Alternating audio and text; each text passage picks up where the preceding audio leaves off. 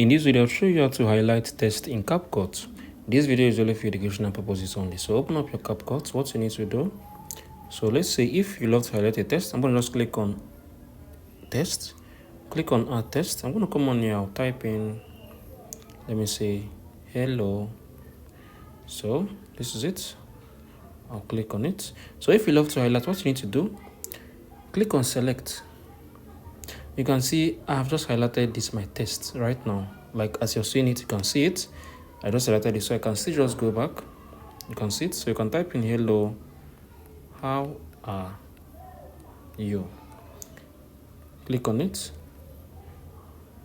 Hold it. So you can see it. If you find this video helpful, share your thoughts below in the comment section. Thank you all for watching. I'll see you in the next video.